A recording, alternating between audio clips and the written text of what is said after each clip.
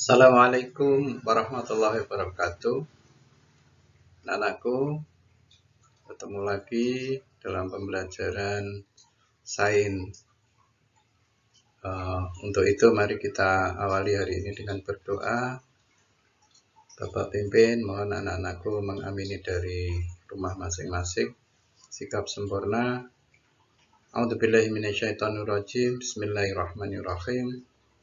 Allahumma ighfir lil mu'minina wal mu'minat wal muslimina wal muslimat al ahya'i minhum wal amwat ya qadiyal hajat.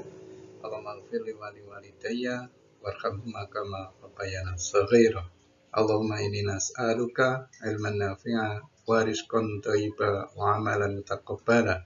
Rabbana atina fid dunya hasanah wa fil akhirati hasanah wa qina adzabannar. Alhamdulillahi rabbil alamin. Anak-anakku sekalian, pada kali ini kita akan belajar tentang listrik statis. Anak-anakku dapat melihat ini yang akan kita pelajari, yaitu kompetensi dasar 3.4 dan 3.4.4. Kompetensi 3.4 menjelaskan konsep listrik statis dan gejalanya dalam kehidupan sehari-hari, termasuk kelistrikan pada sistem saraf dan hewan yang mengandung listrik. Kemudian yang kompetensi keterampilan, yaitu menyajikan hasil pengamatan tentang gejala listrik statis dalam kehidupan sehari-hari.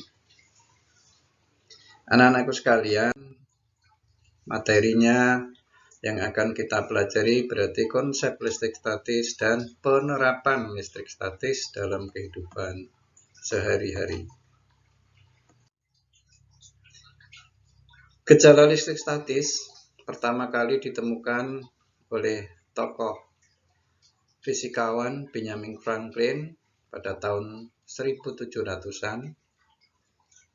Kemudian mengalami perkembangan sampai ditemukan adanya muatan elektron melalui percobaan Millikan yang mana dilakukan oleh ilmuwan yang namanya Millikan. Nantinya akan ditemukan muatan listrik elektron itu sebesar 1,6 kali 10 pangkat min 19 Coulomb.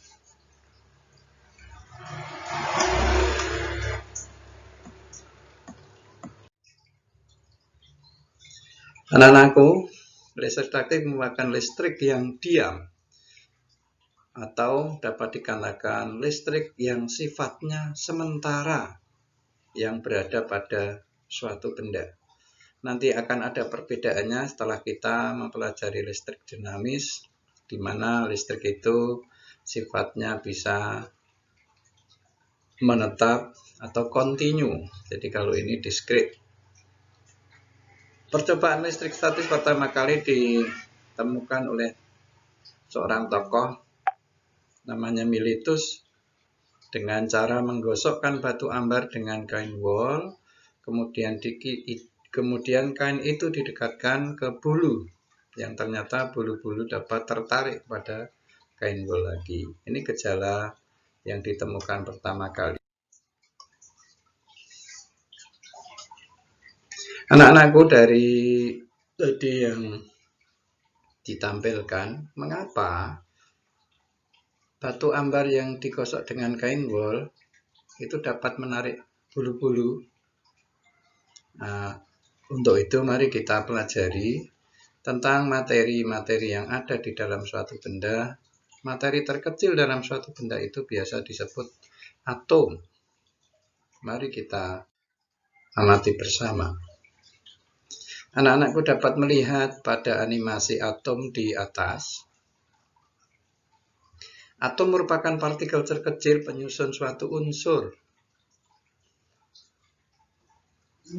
di mana atom terdiri dari inti atom dan muatan yang mengelilinginya.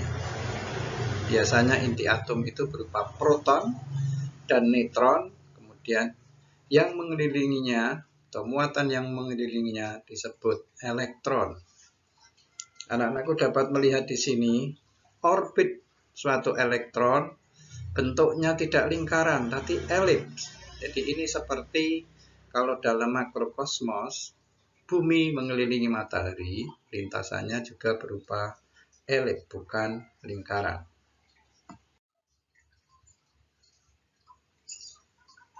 Anak-anakku, coba Anda amati semua. Tadi Bapak katakan kalau proton memiliki sifat positif atau bermuatan positif, sedangkan neutron bermuatan tidak bermuatan. Kemudian kalau elektron itu bermuatan negatif. Kenapa atom dapat dikatakan netral atau tidak bermuatan? Artinya suatu atom akan memiliki muatan listrik yang netral itu apabila jumlah proton sama dengan jumlah elektron pada atom tersebut. Kalau atom dikatakan bermuatan negatif, berarti atom tersebut lebih banyak elektronnya daripada protonnya, atau bisa dikatakan kelebihan elektron.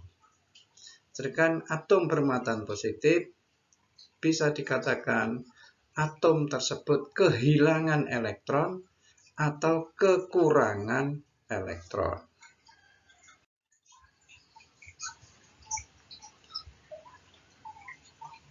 Anak-anakku dapat mengamati pada animasi di layar yang mana menggambarkan atom yang tidak bermuatan atau bermuatan netral, di mana jumlah protonnya ada 2, jumlah elektronnya ada 2. Coba anak-anakku perhatikan di layar, nampak sekali ada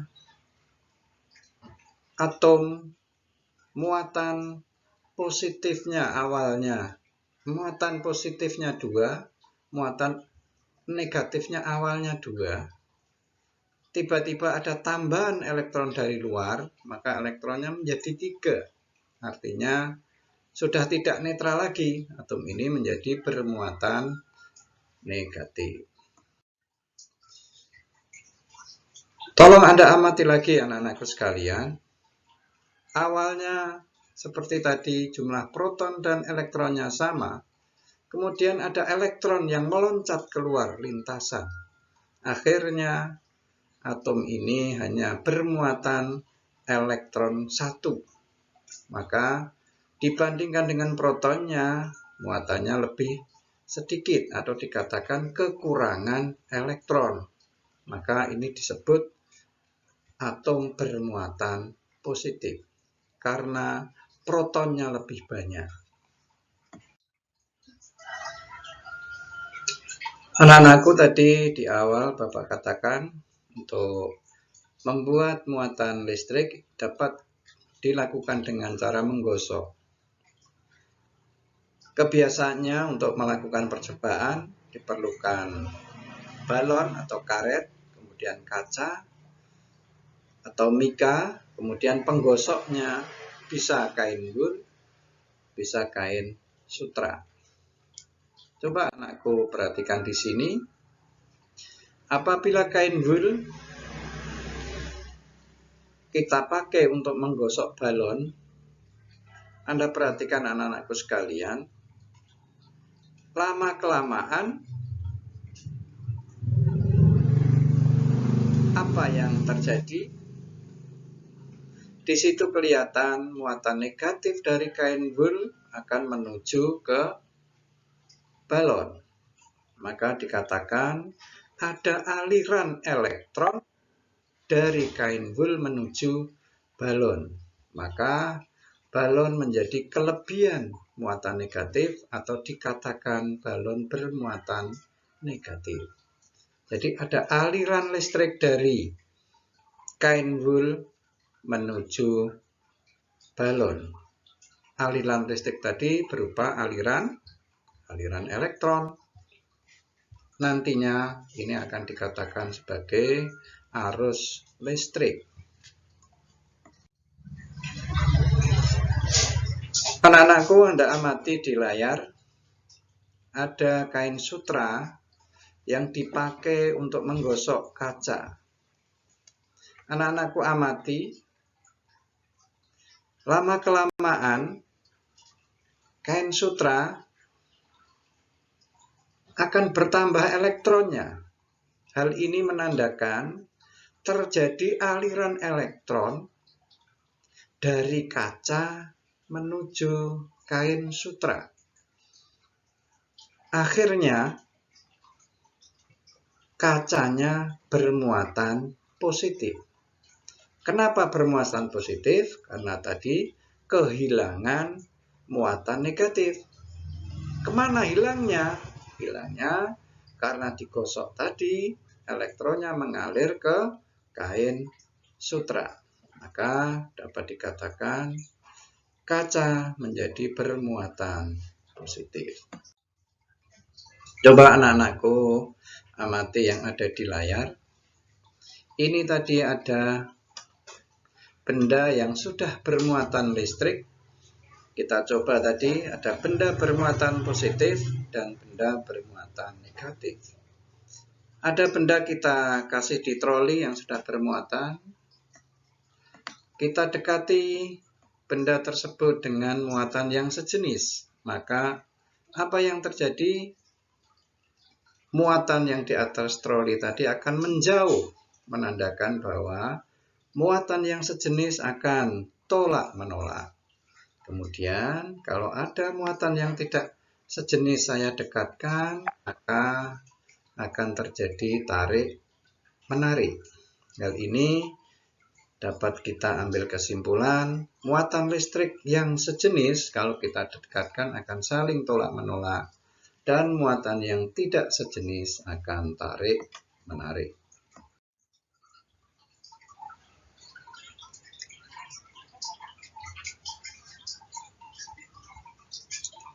Bapak tegaskan lagi, dari percobaan tadi nampak sekali bahwa muatan yang sejenis atau yang sama akan saling tolak menolak. Jika muatannya berbeda akan tarik menarik. Mungkin anak-anakku bertanya, bagaimana untuk benda yang netral? Benda yang netral atau yang muatan positif dan negatifnya sama, benda tersebut akan selalu ditarik oleh benda yang bermuatan listrik. Anak-anakku, mungkin perlu Bapak sampaikan, ada istilah induksi muatan listrik. Yang namanya induksi itu berarti bagaimana cara mengalirkan suatu muatan listrik. Jadi muatan listrik itu dapat dialirkan dari suatu benda kepada benda yang lain. Bapak contohkan di sini, ada benda yang bermuatan netral, kemudian kita groundkan, kita hubungkan ke bumi, kemudian benda tersebut kita dekati dengan bermuatan negatif. Nah, karena kita dekati dengan muatan negatif yang ada pada benda akan tolak menolak, dia akan berlari menuju ke bumi karena kita pakai penghantar yang kita tanam ke bumi. Itulah yang disebut dengan induksi.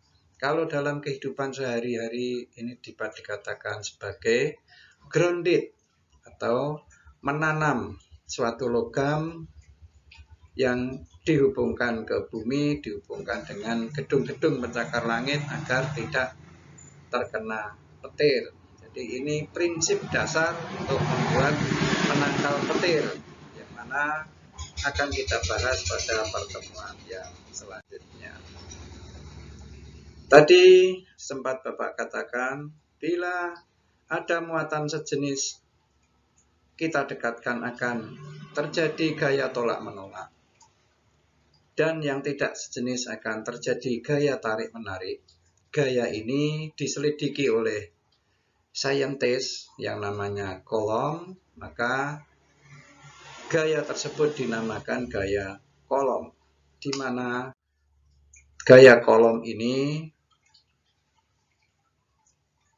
dapat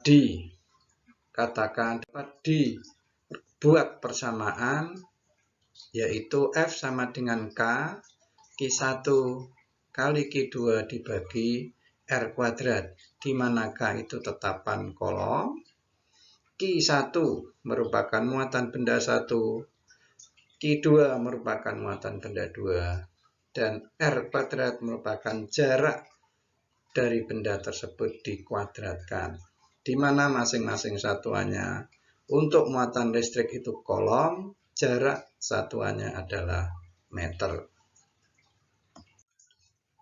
Anak-anakku sekalian, bila kita menemui sebuah kasus, suatu benda jaraknya R, muatannya Q1 dan Q2,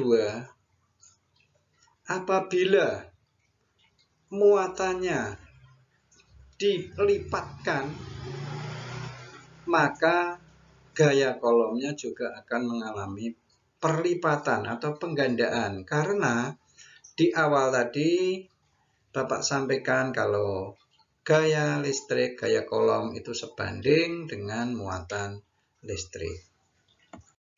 Kemudian kalau muatannya sama, jaraknya yang kita ubah atau kita dekatkan atau kita jauhkan, maka gaya kolomnya juga akan mengalami perubahan. Apalagi kalau dua-duanya diubah, bisa diperbesar atau diperkecil, maka gaya kolomnya juga mengalami perubahan. Anak-anakku, tolong dilihat di layar. Ini ada contoh bagaimana menghitung besarnya gaya kolom menggunakan persamaan kolom. Bila ada dua benda bermuatan 4 kolom dan 6 kolom, ada tanda plus, artinya benda pertama bermuatan positif, benda kedua bermuatan negatif. Bermuatan positif, saya tekankan lagi bahwa benda tersebut kekurangan elektron. Bermuatan negatif, berarti benda tersebut kelebihan elektron. Bila jarak benda tersebut 60 cm, maka berapakah gaya tariknya? Coba anakku analisis dulu. Karena bendanya bermuatan positif bermuatan negatif, apakah yang terjadi dengan gaya kolomnya? Tarik-menarik bukan? Ya. Sekarang berapa besarnya gaya tarik? Mari kita hitung.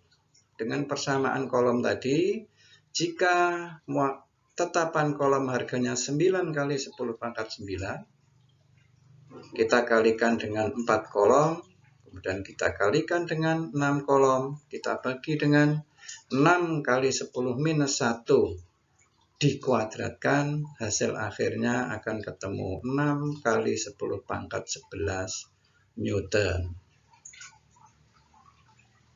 Tolong diperhatikan lagi anak-anakku. Kalau sudah paham, tolong dikerjakan tugas ini. Ada dua benda bermuatan 2 kali 10 minus 6 kolom dan 6 kali 10 pangkat minus 4 kolom. Apa yang terjadi bila kedua benda tersebut didekatkan sejauh 6 cm? Dan berapakah gaya kolom yang dialami oleh kedua benda? Tolong ditulis di atas kertas jawaban tersebut, kemudian kirimlah melalui Google Classroom sesuai dengan nama Anda. Nanti akan Bapak periksa. Kalau ada pertanyaan mohon disampaikan ke forum di Classroom biar Bapak bisa menjelaskan. Mungkin cukup sekian materi yang Bapak sampaikan. Kalau ada pertanyaan, sekali lagi tolong sampaikan lewat forum Classroom atau melalui grup WA yang sudah kita punyai di kelas masing-masing.